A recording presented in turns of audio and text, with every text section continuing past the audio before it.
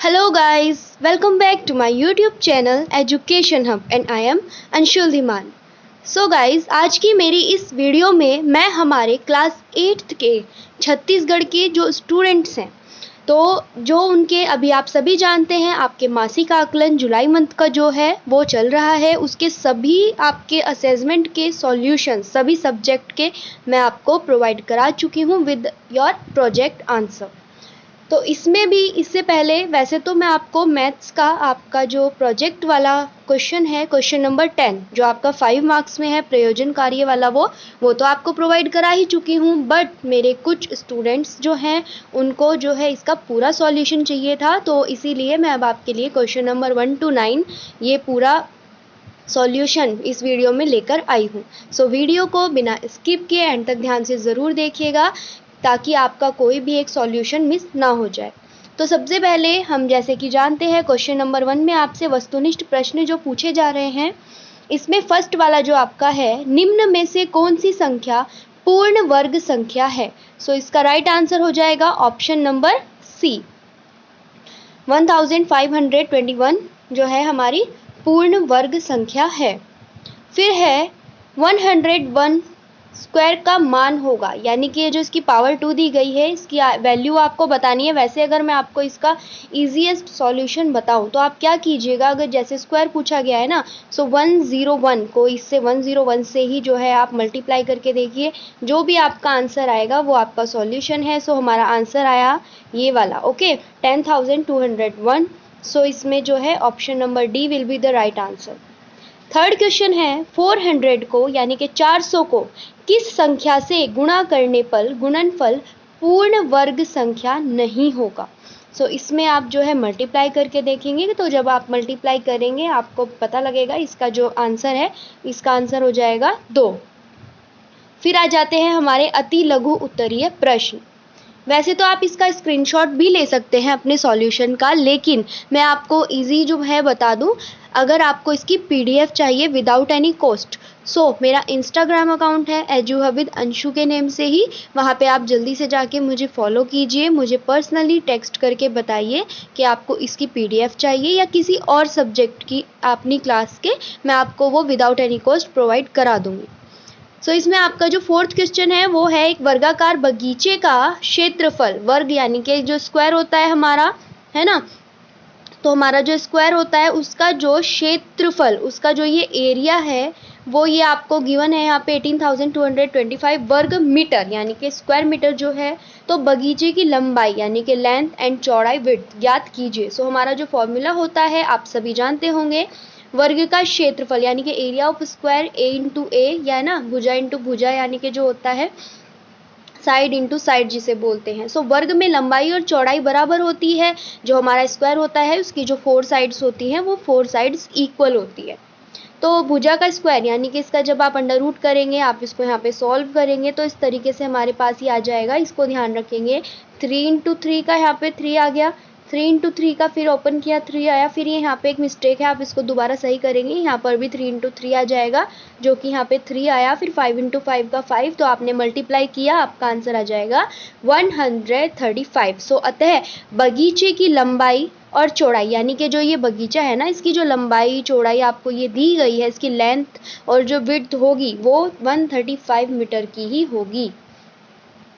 फिर आ जाता है हमारा फिफ्थ क्वेश्चन गाइस, एक कक्षा में विद्यार्थियों की कुल संख्या उपस्थिति में 64 है, यानी कि क्लास में मान लीजिए कितने 64 स्टूडेंट्स हैं।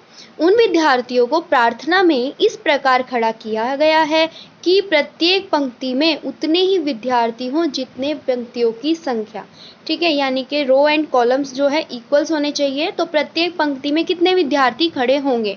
सो इसके लिए ना हम स्क्वायर कर लेते हैं। इसमें आप क्या कीजिए, इजी देखिए, 64 जो है अंडर रूट में अगर हम लिखें तो इसका सॉल्यूशन क्या आएगा, तो अगर आप 1 को 1 से करेंगे 1 आ जाएगा, 2 को 2 से करेंगे 4 आएगा, 3 को 3 से करेंगे 9 हो जाएगा, 4 को 4 से तो क्या आएगा 16, 5 इंटू 5 25 आ जाएगा, 16 इंटू 6 36 आ जाएगा, 7 इंटू 7 49, सो 8 इंटू 8 हमारा 64 हो जाता है। तो वैसे तो आपका ये बहुत ईजीएस्ट सॉल्यूशन है, इस तरीके से भी आप देख सकते हैं, लेकिन आपको अपने एग्जाम में तो सॉल्व करके ही दिखाना होगा। सो बट मैं आपको बताऊंगी, देखिए जब आप जैसे जैसे इंक्रीज आपकी जो क्लास होगी इम्प्रूव होगी, सो उसमें आपको जब ये क्वेश्चन ऑप्शनल दिए जाएंगे या फिर अगर आप किसी कॉम्पिटिटिव एग्जाम की तैयारी करते हैं तो उसमें आप इस ट्रिक को यूज़ कर सकते हैं, क्योंकि उसमें आपके पास MCQ क्वेश्चंस आते हैं और उसमें टाइम लिमिट्स होती है।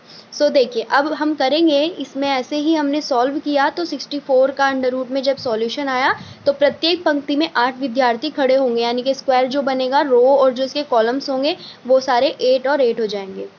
फिर आपको ये सॉल्व करना है। 6th क्वेश्चन दिखाना है 5 की पावर 4 अपॉन 8 इंटू 2 की पावर 3 अपॉन 2 की पावर 5 इंटू 5 अपॉन 2 इनवर्स 2 को सरल कीजिए। माइनस में पावर है तो हमारा जो फॉर्मूला हम यूज़ करते हैं वो अपॉन में जब जाता है जो इनवर्स में, तो पॉजिटिव में करने के लिए उसको ऐसे कर लेते हैं। तो जब आप इसको सॉल्व करेंगे आपका आंसर आ जाएगा 25 अपॉन 8।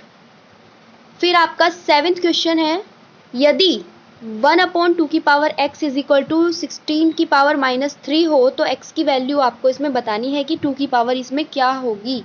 सो अब देखिए इसमें ये फॉर्मूला जैसे कि अभी मैंने बताया, अगर वो नेगेटिव में है तो हम उसको जो है पॉजिटिव में करने के लिए उसको जो है नीचे अपॉन में ले आते हैं। सो इस तरीके से आप सॉल्व करेंगे। जब 16 की पावर 3 करने के लिए 2 की पावर 4 की पावर 3 हो जाएगा।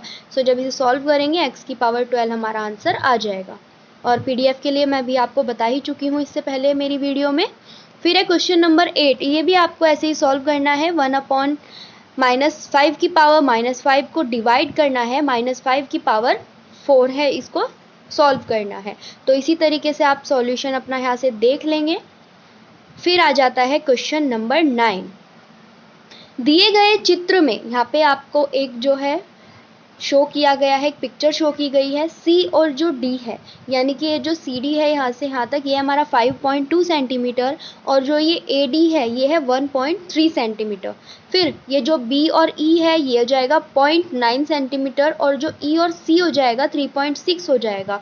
तो हमें A, B और जो ये DE है इसमें जो रिलेशन है, क्या संबंध है वो बताना है। सो गिवन यानी कि हमें दिया है, तो ये वैल्यूज़ आप लिख देंगे पहले जो हमें गिवन है, जो दिया गया है। फिर हमें जो बताना है A B parallel to D E, इनमें जो रिलेशन है तो कुछ इस तरीके से आप इसको लिखेंगे। C D upon A D is equal to E C upon B E, यानी कि ये जो सी डी है, देखिए ये जो सी डी है ना, ये किसके इक्वल हो जाएगा, ये ई सी के इक्वल हो गया। और ये जो ए डी है ये बी ई के इक्वल हो गया। फिर हमने इनकी यहाँ पे बॉक्स यहाँ पे वैल्यूज़ लिखी हैं। ये मैंने आपको हॉरिजॉन्टली इसका सॉल्यूशन दे दिया है, ठीक है। आप इसको जो है वर्टिकली भी सॉल्व कर सकते हैं। फिर हमने इसमें क्या किया, जब हमने पॉइंट से पॉइंट जो आपकी हट गई, फिर उसमें हुआ 52 आ गया, 13 आ गया, 36 आ गया और आपका 9 आ गया। फिर इसको 13 4 जा 52 किया, 9 जो है 4 जा 36 किया, तो हमारा आ गया 4/1 4/1। यहाँ भुजा AC यानी कि ये जो A और C पूरा ये है और BC ये वाला जो है किसमें समानुपात यानी कि इक्वल रेशो में डिवाइड हो चुका है। सो ए बी पैरेलल होगा सी डी के। सो गाइज ये थे हमारे सॉल्यूशन। और 10th का जो आपका प्रयोजन कार्य प्रैक्टिकल वर्क है उसका सॉल्यूशन जो मैंने आपको प्रोवाइड कराया है उसका लिंक भी मैंने जल्दी से आपको डिस्क्रिप्शन बॉक्स में भी दे दूंगी मैं आपको, और कमेंट बॉक्स में तो मैंने पिनअप कर ही दिया है, जल्दी से जाके उसको देख लीजिए। और अब अगर आपको वीडियो पसंद आई है, आपके लिए हेल्पफुल है, so guys please please please hit the like button. Channel को सब्सक्राइब करना बिल्कुल मत भूलिएगा। अपने वैल्यूएबल फीडबैक्स मुझे दीजिएगा, जिससे कि मैं आपके लिए ऐसे ही नेक्स्ट मंथ भी आपके जो भी असेसमेंट होंगे, आपके एग्ज़ाम्स होंगे, आपके असाइनमेंट्स जो हैं आपको प्रोवाइड कराती रहूं। So good luck for your assessment. आज के लिए इतना ही। Thank you so much.